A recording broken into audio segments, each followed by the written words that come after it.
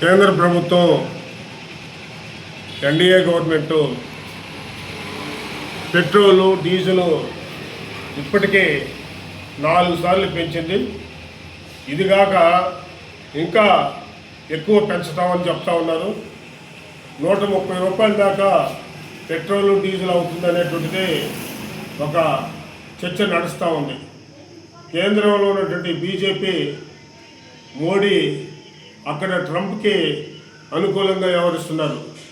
Trump Israel ప్రధాని నెతన్యా ఇద్దరు కలిసి వాళ్ళ దగ్గరే ఆయిల్ కొనాలని ఒత్తిడి పెట్టి ఆ రకంగా భారత ప్రజల మీద, మన మీద, రాష్ట్ర ప్రజల మీద విపరీతమైనటువంటి భారాలు మోపుతున్నారు. దాంట్లో భాగంగానే పెట్రోలు, డీజిల్, గ్యాసు ధరలు విపరీతంగా పెరిగినాయి. దానికి తోడు ఎరువుల ధరలు కూడా విపరీతంగా పెరిగినాయి. తక్కువ రేటుకి ఇస్తారన్నటువంటి రష్యా నుంచి కానీ, అదే రకంగా ఇరాన్ నుంచి కానీ తీసుకోవద్దు అంచెలు కూడా మన ప్రభుత్వానికి పెట్టారు ట్రంప్. దాన్ని శిరసాహించాడు మోడీని ఇక్కడ ఉన్నటువంటి తెలుగుదేశం, అదే రకంగా పవన్ కళ్యాణ్, జనసేన, అదే రకంగా ప్రతిపక్షంలో ఉన్నటువంటి వైసీపీ, జగన్ వీళ్ళందరూ నోరెత్తరు. అందరూ మాత్రం మోడీకి, బీజేపీని బలపరుస్తూ ఉన్నారు. ఆచరణలో వచ్చే ప్రజలను ఎత్తిన విపరీతమైనటువంటి భారాలు ఈరోజు పోతున్నారు. అసలుకి ఈ యొక్క కమర్షియల్ సిలిండరు 1000 రూపాయలు అయిపోయింది. గ్యాస్ దాదాపు 3 సార్లు పెంచేశారు. అదే రకంగా ఎరువులు, కాంప్లెక్స్ ఎరువులు దాదాపు విపరీతంగా పెంచారు. రైతులు వ్యవసాయం ముద్రో బాబు అనుకునే రకంగా చేసినారు. అయినా సరే రైతాంగం కష్టపడి ఈరోజు పంటలు పండిస్తూ ఉన్నారు. వాళ్ళు గిట్టుబాటు రేట్ లేదు. అయినా సరే సబ్సిడీలు ఇచ్చేసేసారు, ఎరువులు సబ్సిడీలు ఇచ్చేసేసారు, అదే రకంగా వచ్చేసరికి విత్తనాల సబ్సిడీలు ఇచ్చేసేసారు.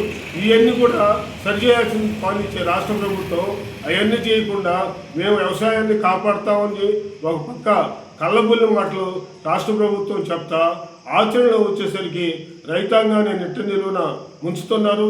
అదే రకంగా వచ్చేసరికి కొని తినే ప్రజానీకాన్ని విపరీతంగా ఇబ్బందుల్లో గురి చేస్తున్నారు.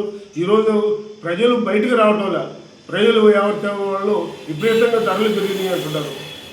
కొన్ని ప్రాంతాల్లో కట్టెలకు వచ్చేసారు.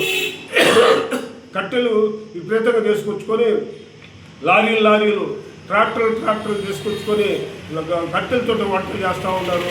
అదే రకంగా రేట్లు కూడా టిఫిన్ రేట్లు కానీ, భోజనాల రేట్లు కానీ, మిగతా నిత్యావసర వస్తువులు కానీ విపరీతంగా పెంచేసేసారు. దీని అంతా ప్రజల మీద భారం పడింది.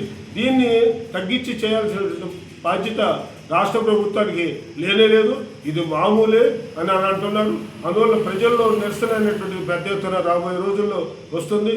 సిపిఎం పార్టీ ఇతర వామపక్షాలు ఈ యొక్క ఛార్జీలు, పెట్రోల్, డీజిల్, గ్యాస్ ధరలు పెరిగిన దానికి వ్యతిరేకంగా ప్రజలు కదిలి రావాలని, నిరసనలు వ్యతిరేకతను పెద్ద ఎత్తున ఉద్యమాల్లోకి రావాలని పిలిపిస్తూ ఉంది. దాంట్లో భాగంగా నిన్న కూడా అంతలెక్క చేశారు, ఇప్పుడు కూడా అంతలెక్క చేస్తూ ఉన్నారు. రాబోయే రోజుల్లో పెద్ద ఎత్తున ఉద్యమాలు సాగుతాయని చెప్పి తెలియజేస్తూ ప్రజలందరూ దీంట్లో పాల్గొనాలని, ధరలు తగ్గించే వరకు ఆందోళనలో కదిలి రావాలని చెప్పి సిపిఎం గాను, వ్యవసాయ కార్మిక సంఘం గాను తెలియజేస్తున్నాం.